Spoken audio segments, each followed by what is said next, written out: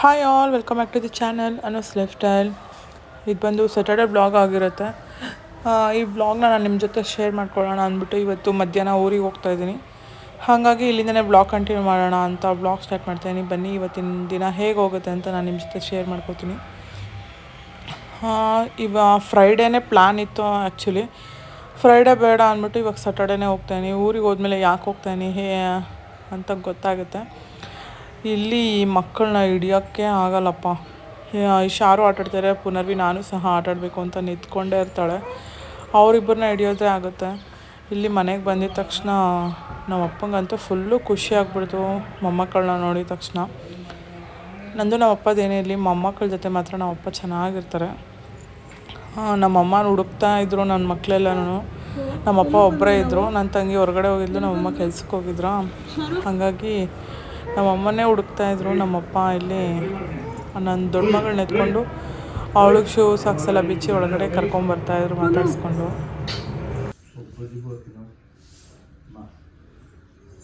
ಅಮ್ಮ ಅಮ್ಮು ಅಮ್ಮ ಬಾರ ಬಂಗಾರಿ ಬಾರ ಬಂಗಾರಿ ಅಜ್ಜಿ ಅಲ್ಲ. ವಾಕಿಂಗ್ ಹೋಗಿದ್ಯಾ? ಅಮ್ಮು ಎಲ್ಲಿಗೆ ಬಂದಿದ್ದಮ್ಮ? ಯಾರ ಮನೆ ಇದು? ಯಾರ್ದು ಮನೆ?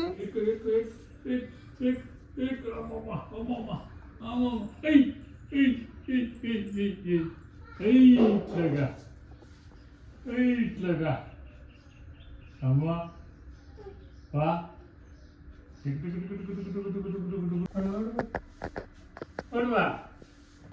ಇಲ್ವಾ ಅಮ್ಮ? ಅಲ್ಲಂತೆ ಹೋಗು. ತಾನೇ ಶಿವಮ್ಮ ಇಲ್ವಾ ಇಲ್ವಾ ಇಲ್ವಾ ಇಲ್ವಾ ಬಾ ಬಾ ಬಾ ಬಾ ಬಾ ಬಾ ಬಾ ಬಾ ಬಾ ಬಾ ಬಾ ಬಾ ಹೊರಬಾ ಹೊರಬಾ. ಹಾಂ ಬಾ ಬಾ ಬಾ ಬಾ ಬಾ ಬಾ ಬಾ ಬಾ. ಏಯ್ ಏಯ್ ಏಯ್ ಏಯ್ ಏಯ್ ಏಯ್ ಏಯ್ ಏಯ್ ಇಟ್ಲಾಗೆ ಏಯ್ ಇಲ್ಲಿ ಇಲ್ಲಿ ಏಯ್.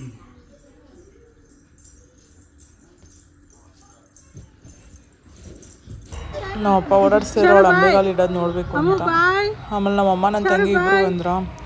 ಸ್ವಲ್ಪ ತರಕಾರಿ ಎಲ್ಲ ಶಾಪ್ ಮಾಡಬೇಕಾಯ್ತು. ಹಾಗಾಗಿ ಹೋಗಿ ಬರೋಣ ಅಂದ್ಕೊಂಡು ಹೊರಗಡೆ ಹೋಗ್ತಾ ಇದ್ವಿ. ಪುನರ್ವಿನ ಮಾತ್ರ ಕರ್ಕೊಂಡು ಹೋಗ್ತಾ ಇದ್ದಕ್ಕೆ ಶಾರು ಗಲಾಟೆ ಮಾಡ್ತಾಯಿದ್ಲು ನಾನು ಹೋಗಬೇಕು ಅಂತ. ನಮ್ಮಮ್ಮ ಎಷ್ಟಾಗುತ್ತೋ ಅಷ್ಟು ನಾನು ಟೈಮ್ ಸ್ಪೆಂಡ್ ಮಾಡಬೇಕು ಅವಳ ಜೊತೆ, ಬೇಡ ಹೋಗಮ್ಮ ಅಂದ್ಬಿಟ್ಟು ನಾನು ಪುನರ್ವಿ ರೇಣು ಮಾತ್ರ ಬಂದ್ವಿ. ಹಾಗಾಗಿ ಇಲ್ಲಿ ಸೂಪರ್ ಮಾರ್ಕೆಟಿಗೆ ಬಂದಿದ್ವಿ. ಇಲ್ಲೇನೋ ತೊಗೋಬೇಕಿತ್ತಂತ ನನ್ನ ತಂಗಿ. ಬಾರ್ಬಿ ಸೆಟ್ ಅನ್ನೋದು ಸಿಗುತ್ತಾ ಅಂತ ನೋಡೋದಕ್ಕೆ ಬಂದ್ವಿ ನಾವು. ನಮ್ಗೆ ಸ್ಟೀಲ್ ಮೆಟೀರಿಯಲ್ ಬೇಕಾಗಿತ್ತು. ಆ್ಯಕ್ಚುಲಿ ಇಲ್ಲಿ ಪ್ಲಾಸ್ಟಿಕ್ದಿತ್ತು. ನನ್ನ ತಂಗಿಗೆ ಅದು ಇಷ್ಟ ಆಗಲಿಲ್ಲ. ಅದಕ್ಕೆ ಇಲ್ಲಿ ನೋಡ್ಕೊಂಡು ಹೋಗೋಣ ಅಂತ ಬಂದ್ವಿ. ಬಟ್ ಇಲ್ಲಿ ಸಿಗಲೇ ಇಲ್ಲ. ಬೇರೆ ಏನಾದರೂ ಸಿಗುತ್ತಾ ಅಂತ ನೋಡ್ತಾಯಿದ್ದೀವಿ.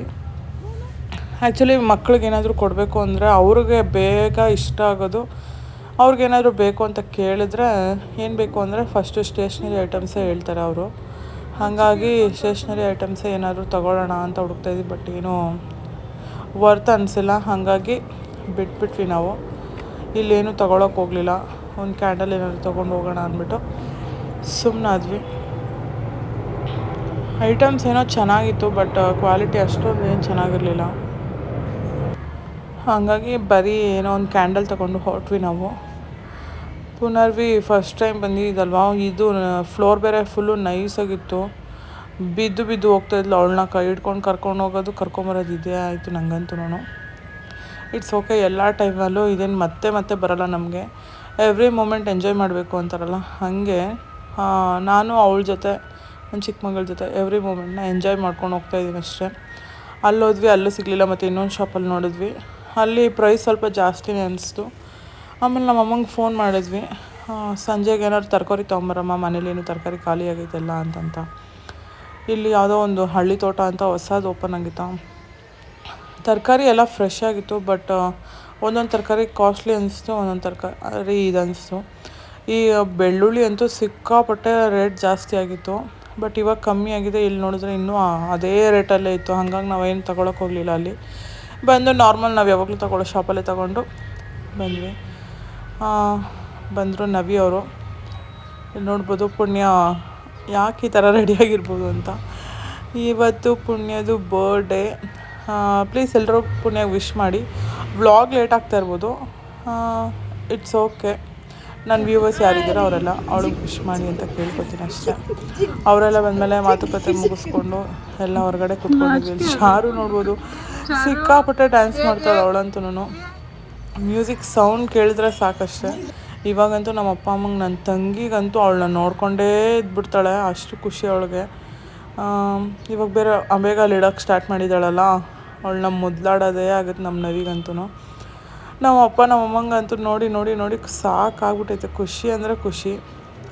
ಇವಳಂತೂ ಇಳಿಯೋದೇ ಇಲ್ಲ ಕೆಳಗಡೆ ನಮ್ಮ ಅಪ್ಪ ಅಮ್ಮನ ಬಿಟ್ಟು. ಇಟ್ಸ್ ಓಕೆ ಅಂದ್ಕೊಂಡು ಏನಾದರೂ ಸ್ವೀಟ್ ಮಾಡೋಣ ಅಂದ್ಬಿಟ್ಟು ಎಲ್ಲ ತೆಂಗಿನಕಾಯಿ ತೆಗೆದು ಕಟ್ ಮಾಡ್ಕೊಂಡು ಕುತ್ಕೊಂಡಿದ್ದೀವಿ. ತೆಂಗಿನಕಾಯಿ ಹಾಕಿ ಕಾಯೊಬ್ಬಟ್ಟು ಮಾಡೋಣ ಅಂತ.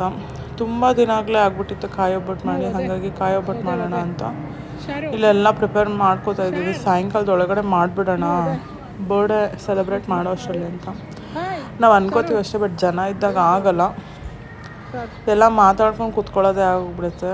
ಯಾವಾಗಲೂ ಒಂದು ಸತಿ ಸೇರೋದು ಅಂತ. ಹಾಗಾಗಿ ಇಲ್ಲಿ ವ್ಲಾಗ್ ತುಂಬ ಲೆಂತಿ ಆಗುತ್ತೆ ಅಂದ್ಬಿಟ್ಟು ರೆಸಿಪಿ ಎಲ್ಲ ಏನು ಶೂಟ್ ಮಾಡೋಕ್ಕೆ ಪ್ರತಿಯೊಬ್ಬರಿಗೂ ಗೊತ್ತಿರೋದೆ ಅಂತ. ಇಲ್ಲೊಂದು 8 ಕಾಯಿ ತೊಗೊಂಡಿದ್ದೀವಿ ನಾವು. 8 ಕಾಯಿನ ಚೆನ್ನಾಗಿ ತುರಿದು ಮಿಕ್ಸಿ ಮಾಡಿಕೊಂಡು ಇಲ್ಲ ಅದಕ್ಕೆ ಎಷ್ಟು ಬೇಕೋ ಅಷ್ಟು ಬೆಲ್ಲ ಎಲ್ಲ ಹಾಕಿ ಚೆನ್ನಾಗಿ ಕರಗಿಸಿಟ್ಕೊಂಡು ಇದನ್ನು ಪಾಕ ತೆಗೆದು ಮಾಡಿಟ್ಕೊಬಿಡ್ತೀನಿ. ಫಸ್ಟು ಇದು ಮಾಡಿಟ್ಕೊಬಿಟ್ರೆ ಸರಿ ಹೋಗುತ್ತೆ ಸಂಜೆ ಒಳಗಡೆ ಅಂತ. ಅದಾದಮೇಲೆ ನಮ್ಮ ಮೂವರದು ಒಂದು ಫ್ರೇಮ್ ಇರಲಿಲ್ಲ ಅಂದ್ಬಿಟ್ಟು ಒಂದೆರಡು ಫೋಟೋಸ್ ತಗೊಳ್ಳೋಣ ಅಂತ ಟ್ರೆಡಿಷ್ನಲಾಗಿ ರೆಡಿ ಆಗೋಣ ಅಂದ್ಬಿಟ್ಟು 3 ಜನನೂ ಸ್ಯಾರಿ ಹಾಕ್ಕೊಂಡ್ವಿ.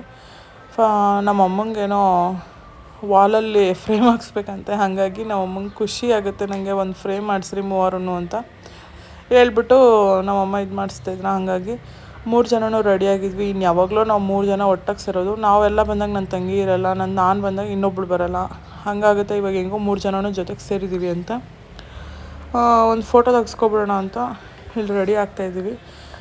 ಯಾವಾಗಲೂ ಫಸ್ಟ್ ನಂದೇ ಆಗೋದು. ನಮ್ಮ ನವಿನೇ ಲಾಸ್ಟು. ಯಾಕಂದರೆ ನನ್ನೂ ಅವಳೇ ರೆಡಿ ಮಾಡ್ತಾಯಿರ್ತಾಳೆ, ನನ್ನ ತಂಗಿನೂ ಅವಳನ್ನೇ ರೆಡಿ ಮಾಡ್ತಾಯಿರ್ತಾಳೆ. ನಮ್ಮಮ್ಮ ಸೆಕೆಂಡ್ ಅಮ್ಮ ಇವಳು, ಎಲ್ಲರನ್ನೂ ರೆಡಿ ಮಾಡಿ ಅವಳು ಲಾಸ್ಟಿಗೆ ರೆಡಿ ಆಗೋದು. ಹಾಗಾಗಿ ಅವಳು ಸ್ವಲ್ಪ ಲೇಟ್ ಆಗುತ್ತೆ. ಇಲ್ಲಿ ಫಸ್ಟ್ ಬಂದು ನಾನು ಲೊಕೇಶನ್ ನೋಡ್ಕೋತಾ ಇದ್ದೆ ಯಾವ ಜಾಗದಲ್ಲಿ ಚೆನ್ನಾಗಿರುತ್ತೆ ಅಂತ. ಇಲ್ಲಿ ನಾನು ಬಂದು ಇಳಿದು ಆಮೇಲೆ ಇವತ್ತು ಒಂದೇ ಗಾಡಿ ಇದ್ದಿದ್ದರಿಂದ 3 ಜನ ಬರೋಕ್ಕಾಗಲ್ಲ. ನಾನು ಬಿಟ್ಟು ನನ್ನ ತಂಗಿ ಮತ್ತೆ ಹೋದ್ಲು ರೇಣು ಕರ್ಕೊಂಬರೋಕ್ಕೆ. ಇಲ್ಲಿ ನೋಡ್ಕೊಂಡು ಹಂಗೆ ವೆದರ್ ಚೆನ್ನಾಗಿತ್ತು. ಮಧ್ಯಾಹ್ನ ಎಲ್ಲ ತುಂಬ ಬಿಸಿಲಾಗಿದ್ದ ಕಾರಣ ನಾವು ಒಂದು 5 ಹಂಗೆ ಬಂದ್ವಿ ಅಷ್ಟೇ. ತುಂಬ ಅಂದರೆ ತುಂಬ ಬಿಸಿಲು, ನೆರಳು ಇರ್ತಾಯಿಲ್ಲ. ಬರೀ ಬಿಸಿಲಲ್ಲಿ ನಿಂತ್ಕೊಂಡ್ರು ಫೋಟೋಸ್ ಅಷ್ಟು ಚೆನ್ನಾಗಿ ಅನಿಸಲ್ಲ. ಇವಾಗ ಒಂದು ಸ್ವಲ್ಪ ಚೆನ್ನಾಗಿ ಅನಿಸುತ್ತೆ, ಯಾಕಂದರೆ ಎಳೆ ಬಿಸಿಲು ಥರ ಬೀಳ್ತಾ ಇರುತ್ತೆ. ಈ ಪ್ಲೇಸ್ ಒಂದು ಸ್ವಲ್ಪ ಓಕೆ ಅನಿಸುತ್ತೆ, ಚೆನ್ನಾಗಿ ಅನಿಸುತ್ತೆ. ಇದು ನಮ್ಮೂರ ಹತ್ರನೇ ಇದ್ದಿದ್ದ, ಅಲ್ಲೇ ಹೋಗ್ಬಿಟ್ಟು ಫೋಟೋಸ್ ತಕ್ಕೊಂಡು ಬಂದ್ವಿ. ಈ ಕಡೆ ನವಿ ರೇಣು ಎಲ್ಲ ಬಂದರು. ಅವ್ರಿಗೇನೋ ಈ ಪ್ಲೇಸ್ ಇಷ್ಟ ಆಗಿಲ್ಲ, ಅದಕ್ಕೆ ಮುಂದೆ ಹೋಗೋಣ ಬಾ ಅಂದ್ಬಿಟ್ಟು ಮುಂದಕ್ಕೆ ಸ್ವಲ್ಪ ಕರ್ಕೊಂಬಂದು ಇಲ್ಲಿ ಪ್ಲೇಸ್ ನೋಡಿದ್ವಿ. ಇದೇ ಚೆನ್ನಾಗೈತೆ ಅಂತ ಇಲ್ಲೇ ನಿಂತ್ಕೊಂಡು ಫೋಟೋಸ್ ಎಲ್ಲ ತೆಗಿತಾಯಿದ್ಲು. ನನ್ನ ಚಿಕ್ಕ ತಂಗಿಗಂತೂ ಫೋಟೋಸ್ ತೆಗಿತಾಯಿದ್ರೆ ಅವಳಿಗೆ ಒಪ್ಸೋಕ್ಕೆ ಆಗಲ್ಲ. ಅವಳು ಇವಳಿಗೆ ಟ್ರೈನ್ ಮಾಡ್ತಾಯಿದ್ಲು, ಈ ಥರ ತೆಗಿ ಫೋನ್ ಈ ಥರ ಹಿಡ್ಕೊ ಅಂತ. ಆವಾಗಲೇ ಚೆನ್ನಾಗಿ ಕಾಣಿಸೋದು ಫೋಟೋಸು ಅಂತ. ನಾನು ಹಂಗೆ ಇಲ್ಲೊಂದು ಸ್ವಲ್ಪ ಕ್ಯಾಪ್ಚರ್ ಮಾಡ್ಕೊಳ್ಳೋಣ ಅಂದ್ಬಿಟ್ಟು ವಿಡಿಯೋ ಕ್ಯಾಪ್ಚರ್ ಮಾಡ್ಕೋತಾ ಇದ್ದೆ.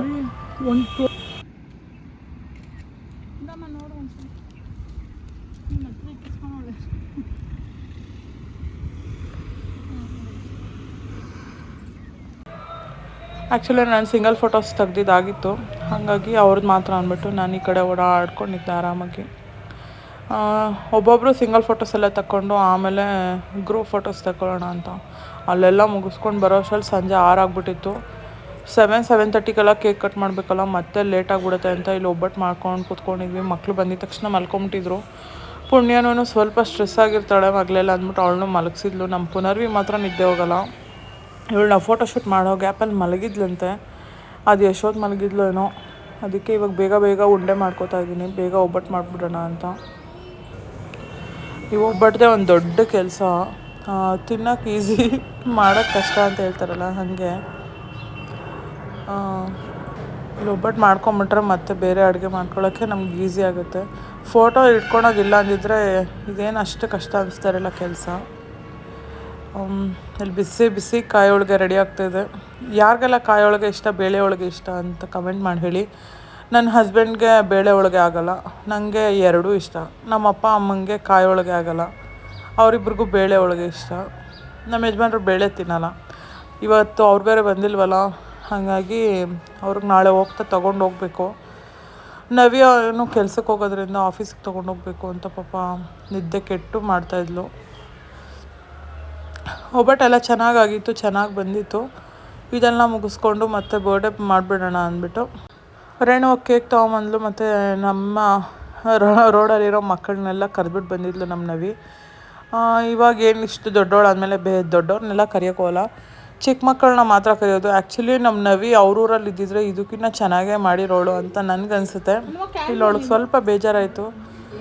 ಇಟ್ಸ್ ಓಕೆ ಅಂದ್ಕೊಂಡು ಮಗು ಖುಷಿನೇ ಬೆಟರ್ ಅಂತ ಮಗುಗೆ ವಿಶ್ ಮಾಡಿ ಹ್ಯಾಪಿ ಬರ್ಡೇ ಪುಣ್ಯ ಒನ್ಸ್ ಅಗೇನ್ ಅಂತ ಹೇಳ್ತಾ, ನನ್ನ ಆಶೀರ್ವಾದ, ನನ್ನ ಬ್ಲೆಸ್ಸಿಂಗ್ಸ್ ಯಾವಾಗಲೂ ನನ್ನ ಮಗಳ ಮೇಲೆ ಇದ್ದೇ ಇರುತ್ತೆ ಅಂತ ಹೇಳ್ತೀನಿ. Happy birthday to you. Happy birthday to you, Punya. Happy birthday to you. May God bless you. Hello. May the God bless you. May the good God bless you. Happy birthday. Appa Papa. Happy birthday. Idli Papa.